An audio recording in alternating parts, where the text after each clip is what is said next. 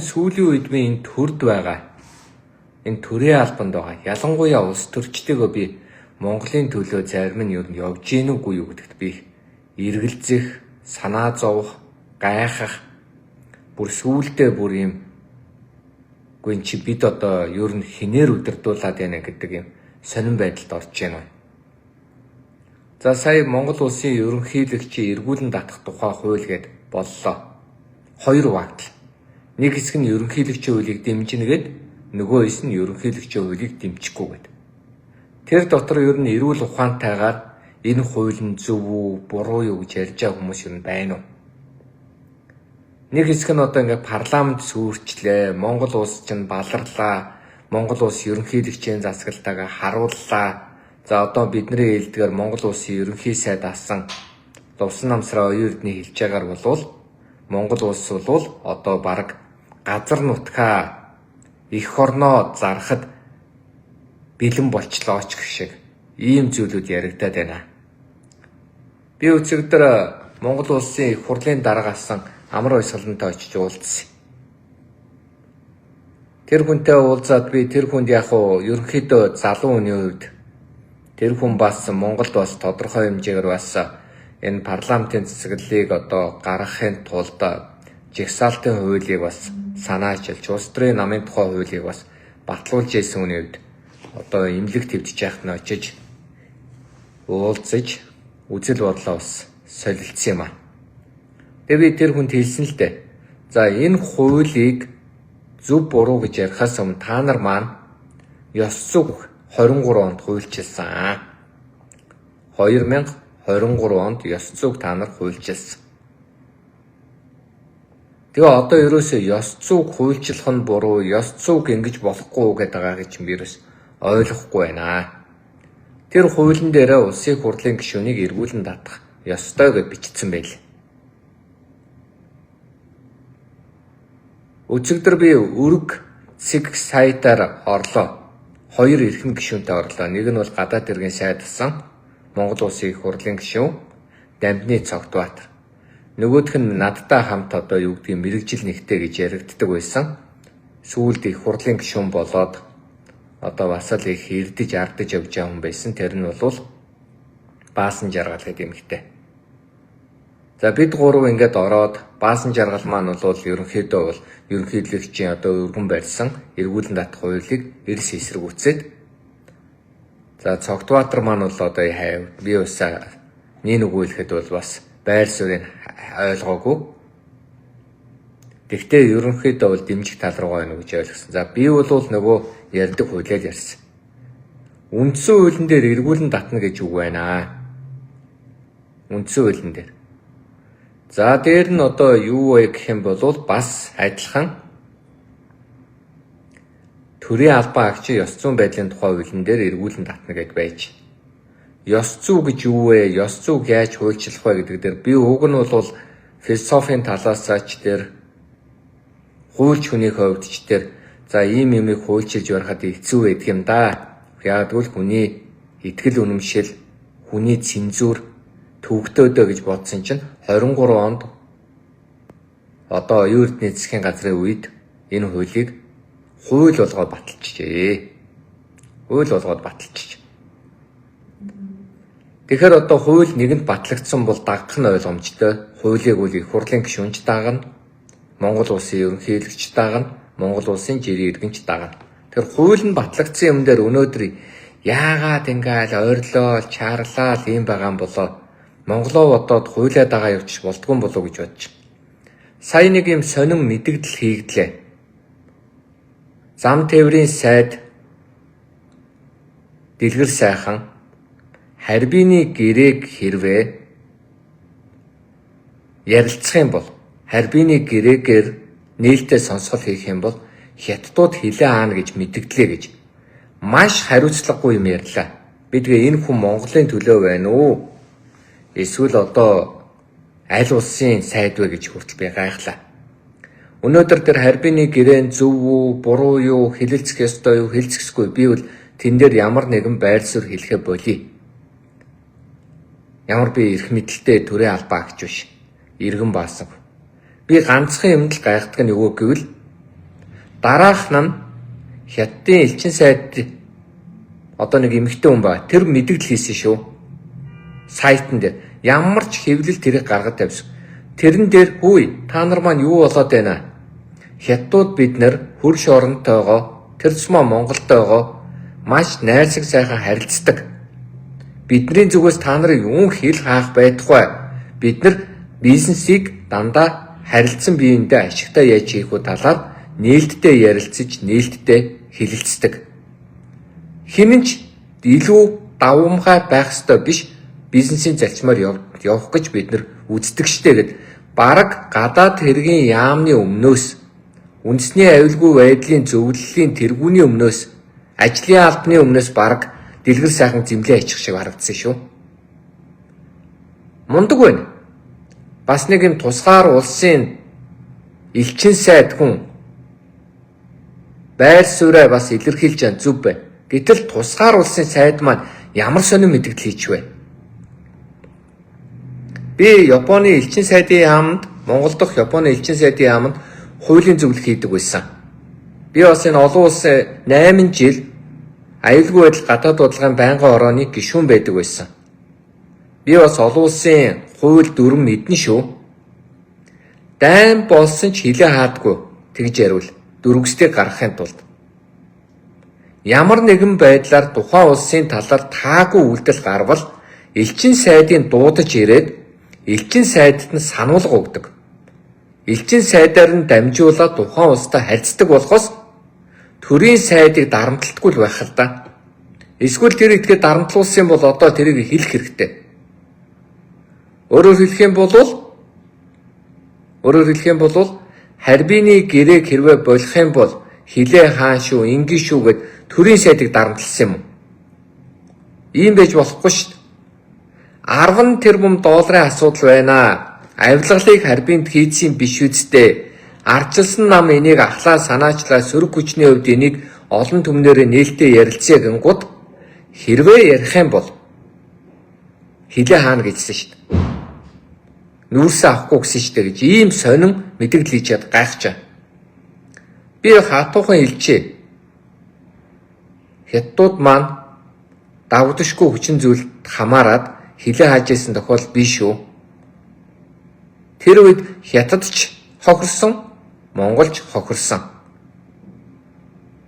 Хятад тэр хилээ ойролцоо байгаа өчнөө үйлдвэрүүдээ Монголын нүүрсээр тижээж байгаа шүү. Ганцхан Монгол нүүрсээ өгөөд байгаа даа ч юм биш. Энэ Монголын нүүрсийг чи авъя гэд мянган улсууд Солонгос, Япон, энэтхэг хаасайгүй энийг чи авъя л даа гуйдгийн шүү. Бид нэг өөрсдийгөө ингээд нэг доромжил доош нь хийж гутааж буруутгаж тухайн улс нь биднийг бараг өргөд дээшилж яхад Монголдоо бид нар ингээд монголоороо монголчууд нь монголчуудаараа төрөн төрөөрөө байхын оронд тусгаар улсыг Монголын эсрэг явж байгаа ийм этгээдүүдээс ер нь салж болдгоо мó? Гайхчин. Дараа нь энэ аюулгүй байдал гадаад бодлогын байнгын хорон дээр болормаа гэдэг гишүүг сонин Батцэг гэдэг гадаад хэргийн сайд аимшигтай муухагаар хэлсэн шүү. Бид нар болормаа хаанхын улсын иргэн бай хэний төлөө зүтгээд байна би гайхсан. Улсын их хурлын гишүүн өгсөн саналдаа хариуцлага үүрэхгүй. Батцэг гэдэг хүн харбины гэрээг хэлэлцээ гэдэг дээр коноп дарж энэ их хурлын гишүүний ажлыг хийсэн. Тэгсэн чинь элчин сайдад би таныг ховлон шүү. Ямар эвгүй муухай юм бэ? Та харбины гэрээг дэмжсэн гэсэн ирнэ харбины гэрээний эсрэг юм ярьчлаа. Хятадуудад та ямар мессеж өгөөд байна? Гадаад хэргийн сайд та мөн бицтэй гэж галзуу солиот юм яриад л шүү дээ. Хөө энэ чи айл улсын их хурлын гишүүд энд суугаад байгаа юм бэ? Айл улсын их хурлын гишүүдтэй бид нар хуралд оролцоод байгаа юм бэ? Монгол улс чинь тусгаар улс. Төрийн ордон дотроо гэр дотроо хүн юу ч хийсэн яадгийн гэдэг шиг төр дотроо төрийн ордон дотроо хүн өөрсдийнхөө юмыг өөрсдөө шийдэх ёстой. Гэтэл өнөөдөр оюун эрдэнэ бас тэгж байгаа бох. Би өнөөдөр энэ хуулийн асуудлаар элчин сайдын яамдуудад очиж ярина. Ховлон тэд нар очиж биднийг ажиглаарай гэв. Хүй. Монголынхоо эрүүлийг Монголдо ярьцгаая. Монгол ерөнхийлөгчийн засагтай баймаар байна уу? Парламентын засагтай байна уу? Баймаар байна уу? Бид өөрсдөө ярих ёстой. Өөрсдөө шийдэх үүрэгтэй. Тэрнээс ш өөр улсын хүмүүсийн өмнө очиод гадаад иргэн сайдыг матан шүү гэж хэлдэг. Галзуу тэр одоо юу гэдгийг угаасаа тэр гадаадаас одоо мөнгө авсан итгэдэг шүү дээ. Энийг одоо тэр хууль хяналтын байгууллага нь харах хэрэгтэй. Тусгаар тогтносон бүгд найрамдах Хятад ард улс, тусгаар тогтносон бүгд найрамдах Монгол улс бид нар бие биентэйгээ тусгаар улсуудын гэрээ, тусгаар улсуудын харилцаа, тусгаар улсуудын төвшөнд харилцан ашигтай ярилцсан. Бие бинийгээ хүндэтгэн, хөрш орнуудаа дээдэлж бас өөй хөршүүдээ одоо та нартайгаа сайхан харилцах нь зөв. Тэр ч утгаараа бүх юм хууль дүрм олон улсын гэрээгээр явдаг. Гэтэл тээврийн сайд нь гарч ирээд тэр жигтэй өөрт нь хэлсэн ч юм уу, хэлээгүй ч юм уу өөр улсын мессежийг Монголд авчирж ирээ ярьдаг нь ямар учиртай юм? Тухайн орны үгийг дамжуулна гэд элчин сайд бид нар аль аль орондоо тавьсан байгаа шүү дээ.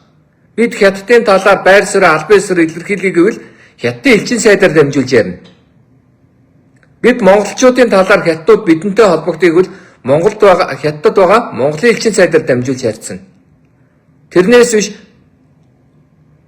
бизнесийн гэрээг өнөөдөр ингэж бачимдан тавьж байгааг нь би хараад гайхаж байгаа.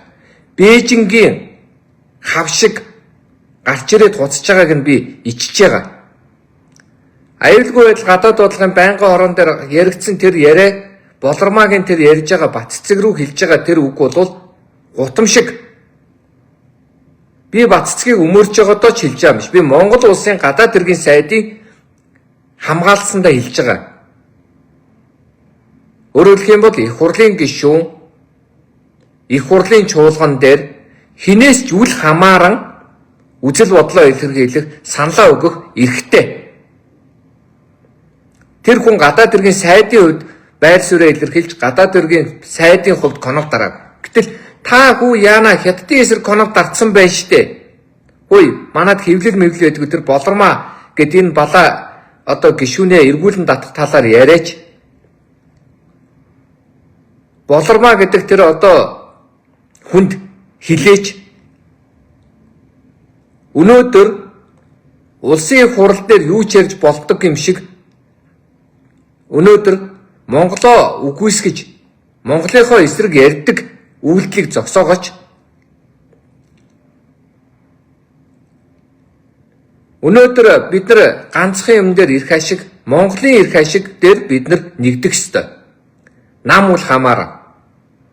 Бид өнөөдөр ардын намтаа муудалцаж болно. Ардчилсан намтаа муудалцаж болно. Хүн намайг үзий яаж болно. Гэхдээ Монголын эрх ашигын төлөө, Монгол улсын тусгаар тогтнолын төлөө, Монголынхоо сайн сайхны төлөө нэгдэх ёстой. Өөр улсын өмнө өмөрч хамгаалах ёстой. Гэтэл юу вэ? Хотоо тагравч тогоондоо толгоон авгарч малгаандаа гэж үг байдаг. Гэтэл өнөөдөр ингэж Монголоо үгүйсгсэн харьбины гэрээг хамгаалахын төлөө харийн гишүүд өнөөдөр энэ төрийн ордонд ч сууж байна. Оюут толгоон хилцэл хийгдэх үед ордны тайгангууд оюут толгоон нууц хэлэлцээр нууц мэдээллийг Рио Тинто руу зөөдөг байсныг би санаж байна. Тэр нөхдүүдийг харахаар би бөөлцдөг байсан. Бид ярих үг гэж байна, ярихгүй үг гэж байна, хэлэх үг гэж байна, хэлэхгүй гэж байна. Иргэн баасан хүү өнөөдөр энэ их хурлын гишүүн биш. Гэхдээ би гишүүн байсан юм да гэж бодоод заримдаа хэлэхгүйгээ хилээ хазаад өнгөрдөг. Бүх зүйлийг хуулийн хүрээнд хуулийн дагуу хийгээсэй гэж би хүсдэг. Бид өнөөдөр иргэдийг сайн сайхан иргэдээ одоо амар тайван амьдруулмаар байна. хэрүүлээ хойш нь тавьж одоо ажиллаа хийгээч гэж гуймаар байна. Яаралтай энэ зөрчлийн хуулийг өөрчлөөч гэж хэлмээр байна. Залуу гэр бүл энэ нийгмийн стрессээс чинь болоод хайр нь хөрдөг юм уу яадгийн хамаагүй үг хэлээд хэрэлдэхин, уралдахын, муудалцахын, хүний л зан чанар янз бүр болохын, хажуу авийнхын цагдаа магдаа дуутахын, хүрээдрэнгуут нь 7-оос 30 хоногоор баривчлахын, 30 хоногийн дараа ирэхэд нь хөөхий тэр гэр бүл салахын, сарнихын, өнчийн хүүхдүүд бөөн бөөнөр үлдэхин. Өнөөдөр яг түүнтэй адилхан өнөөдөр юу гэх юм бол гэр бүлийн хуулиа өнөөдөр баталмаар байна. Зөрчлийн хуулиа баталмаар байна. Дээр нь би энэ хуулийн салбарынхандаа хандаж хэлмээр байна. Өнөөдөр оюун урд нэг зүйл үнэн хэллээ шүү. Өчнөө их хурлын гишүүдэд эрүүгийн хэрэг үүсгэсэн мөртлөө бариад ах ямар зорилгоор бариад байгаа. Шийдээч гэдэг шүү дээ. Монгол улсын ерөнхий сайд байсан бас нэлээд Монгол улсын хэмжээнд хамгийн удаашгүй ерөнхий сайдаар ажилласан хүн зөв хэлсэн. Тэрийг бас дэмжих ёстой. Хуулийн байгууллагын одоо энэ их хурлын гишүүдийг үнэхээр эрүүгийн хэрэг татсан бол шүүхээр дэнслүүлээч. Үгүй бол тэр бушуухан шиг цагаатгаад нэр төрийн цэвэрлээд эрүүгийн гэмт хэрэг биш таныг ингээд датсан буруу байжээ гэд их хурлын гишүүдэд мэддэг хуудас өгөөч. Хүний хаамар хугалчихсан хүн байгаа штэ төрийн ордонд. Одоо тэр хүн гэмт хэрэг хийсэн гэж би хувьдаа ойлгож байгаа. Гэхдээ та нар маань бол биш гэж байгаа юм байлгүй. Яагаад гэвэл Иргэн Бата, Иргэн Доржоо ийм үйлдэл хийсэн бол айл үжээ ялаа авцсан байгаа. Шүүх хурал нь хийгдсэн байгаа. Сая нэг жаргалтай эмэгтэй 47 сая төгрөгийн хахуул авсан гэд 13 жилийн ял авлаа. Хууль үйлчлүүл ингээл явдаг л байхгүй да. Хууль зөв үйлчлүүл ингээл явдаг байхгүй да. Сая нэг орон нутагт үхэр хулгайлаад цагдаад баригдаад 3 жилийн ял авсан бил. Нэг үхэр хулгайлаад 3 жил 20 ял авсан бил. Гэтэл өнөөдөр энэ их хурлт дээр чи юу болоод байна? Миний монголчуудаа, миний ард түмээ. Нэг харахаар дандаа хулгайч нар байгаа юм шиг. Монгол улсын ерөнхийлөгч хүртэл хулгайч дээрэмчид энэ дотор дүүрэн байна. 126 дотор ч ингэдэг. Гэхдээ байгаа юм бол одоо тэгээд нэг болохгүй байгаа нэг хэдийн одоо эргүүлэн татаач. Яллах дүгнэлтийн нөгөөч яасан бэ нөгөө босооч нь эсвэл шалгаал байгаа юм уу? Бушуухан шиг одоо энэ төрийн ордонд оруулж ирээд хідэн их хурлын гишүүдээ нэртэй устдаа нь одоо ингээд цэвэрлэх ажиллагаа руугаа орооч. Эдгээр маань ч өнөөдөр сайхан шийдвэр гаргалаа. Тэрний өгөөг л парламенттай нэр цэвэр байлгахыг, ёс зүйтэй хүмүүсээр дүүргэе, хулгайч дээрэмчдэггүй байлгахыг гэд хуулийн чинь хэлэлцъя гэд конов дарлаа. Харин ажлын хэсэг нэрээр цавцаагаад дараагийн парламент хүртэл дараа далга болчих үедээ гэж би айж байна. Гэхдээ нэр Халтмаагийн Батулга гэд одоо хүн би тэр хүний эсрэг ярьж байгаа юм биш шүү. Нэрийг нэлээд байгаа шалтгаан. Яагаад 36 удаа чуулган хуралдахад 1-2 удаа суугаад бусдад нь огт суугаагүй юм бэ? Тэгэхэд хүн өвдөж болно. Монгол улсын хуулийн дээр байгаа шүү дээ. Чуулганд оролцох боломжгүй болсон бол өөрөө сайн дураараа чөлөөлөгдөж болно гэдэг байгаа шүү дээ. Гэтэл байгаль өнөөдөр энэ монголчууд маань өнөөдөр ядуурлын туйл руу орж шүү. Үний өсөлт бүр хязгааргүй дээд цэгтээ явж шүү. Непал руугаа орчих үедээ гэж айж шүү. Яагаад гэвэл нэр нь үл тодорсон гэмт хэрэгтнүүд байна гэдэг ийм ойлголт энэ их хурал дотор ч байгаа учраас ард түмэн бухимдаад байна шүү. Ажилгүй байна, орлогогүй байна. Хүүхдүүд нь уйлж байна. Хөгшчүүд нь эмнийхээ мөнгийг авч чадахгүй байна. Тэтгэвэр тэтгэмжээ өнөөдөр нэмүүлж чадахгүй байна. Өглөө нь ажилдаа явчаад оройн өнөөдөр зүрхэн зогсчихж байна. Ийм байгаа үед өнөөдөр эрх мэдэлтэй байгаа хүмүүс хитрхи их даварч хуйлгүй юм шиг амьдарч болохгүй шүү гэж хэлмээр байна. Монголынхон төлөө байцгаая л да. Монголын төлөө байж чи хингийн штэ. Төр тангараг өргөсөн хүмүүс ард иргэдийнхээ эрх ашигын төлөө байл та. Улсынхаа эрх ашигын төлөө байл та. Тусгаар тогтнолын тал бат зогсолтоо. Түүнээс хин нэгний гар хөл болоод Монголыг хорлох, Монголыг сүрүүлэх, Монголын эсрэг явах тэр ажиллагаагаа одоо болилтоо. Тийм биз? Ард түмэн өнөөдөр харж штэ энэ ардчилсан намыгч дээр, ардын намыгч дээр сая нэг нөхөр намын хурал дээр одоо тэр түмэн шуудын нөхөр ярьж илээ. Оо ардын намынхаа ардчилсан намд хуурамчаар осон зөв гоё байна гэд. Ингэч намын дээр суухан зөв ч юм уу, буруу ч юм уу. Хулгайсан мөнгөөрөө нам худалдаж авах хэмжээнд очтлоо ялзарчиж. Хулгайсан мөнгөөрөө өнөөдөр эрх мэдэлтэй үлдэхийн тулд энэ улсыг чинь бараг хувааж бараг зархад бэлэн болчих. Тэд ард түмнээс биш харин эсэргээрээ харь улсынхаа удирдагчдаас айдаг болчих. Ард түмэн 10 тэрбум доллараа алдсан уу үгүй юу гэдгийг асуух хэрэгтэй. Ярих үүрэгтэй. Энэ гэрээдээ бид нар зурсан үнэ. Энэ гэрээгээ бид нар өнөөдөр иргэдтэй танилцуулъя.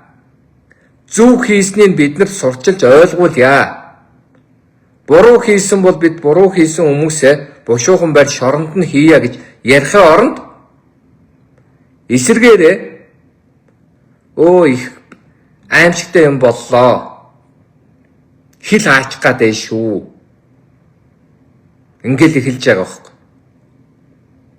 Бид өнөөдөр Оросын холбооны улстай эрчим хүчний асуудлаар жишээлбэл ярьдаг. Оросын холбооны улстай ойлгуулад Монгол улсын иргэд маань өнөөдөр амьдрал хүнд байна, ажил хүнд байна, тогтвортой үнийг өгөөж бариач гэд эннийхээ төлөө ёстой нөгөө ууж идээд Монголынхон төлөө ёстой зүгээр байгаа эрүүл мэндэ үл хайрлан Ивантай архитект явуулж болно. Гэтэл яадгүй гэвэл зарим нь хүй бензинээ өгөө болчул яах вэ? Захилгаанаа тасалчул яах вэ? Яасан ч яадгийн тэдний талд ерөөсө Монголоо бүгдийг бүхэлд нь өгье гэсэн байртай сууж байгаа бас зарим хүмүүс. Би Оросыгч тэр, Хятадч тэр хүндэтгэх ёстой гэж үзэж байгаа. Хажуу талд чинь нэг айл очиод бууцсан. Нөгөө айл нь өөрийнхөө гэр бүлийнхэнтэйгээ тайван амгалан сайхан амьдарч байгаа бол муухайч амьдарч гэнэ үү, сайхан ч амьдарч гэнэ үү, тэр айлын руу тоогоор нь өнгөх хэрэггүй байхгүй. Тэр айлч бидний тоогоор өнгөх хэрэггүй, бид ч тэдний тоогоор өнгөх хэрэггүй. Бие биенээ хүндэтгээд бие биендээ зарчимтай хандах хэрэгтэй. Гэтэл юу болоод байгаа юм бэ? Монголоороо үлдээ гэх чинь манай энэ гişүүд чинь дотроо 4 хуваагдчих. Монголын төлөө зорхиулдаг, Монголоо хайрладаг, монголчуудынхаа төлөө яахаас ч уцахгүй эх орончид энэ төрийн ордонд байна 126 дотор. Монголоо одоо юу гэдгийг өнөөдөр ашиглаад монголчуудынхаа ард түмнийхээ гэдэг нэрийг хулгайлаад өөрийгөө баяжуулах гэсэн хуулцнууд бас байна. Гэмт хэрэг хийчгээд гэмт хэрэгтээ ял авахгүй тулд цаг хугацаа минут секундыг тоолоод царай алдаад бусдын барьцаанд орсон бас нэг хэсэг байна. Дээр нь гадны гар хөл дагуулууд бас байна. Хамгийн аюултай нь хамгийн ноцтой нь тэр дагуулууд. Тийм учраас эхний ээлжинд гадаадаас хандив авсан тэр болормаага болиулахгүй мүү? Эхний ээлжинд Монгол улсын үндсэн хуулийг зөрчиж төрийн эрх мэдлийг хууль бусаар авах гэсэн тэр эмэгтэйгээ төрийн ордноос гаргахгүй мүү? Хуулийнхаа эсвэл цагаатга яг шиг иргэдтэл зөвхөн энэ хууль үйлчлэн эрх мэдлэлтэнд үйлчлэхгүйгээд нэг мөсөн хэлж. Тэгвэл бид барьцгаа болъё. Ийм л зүйл хэлмээр байна. Тэгээ Монголынхон төлөө байцгаая. Миний Монголын ард түмэн.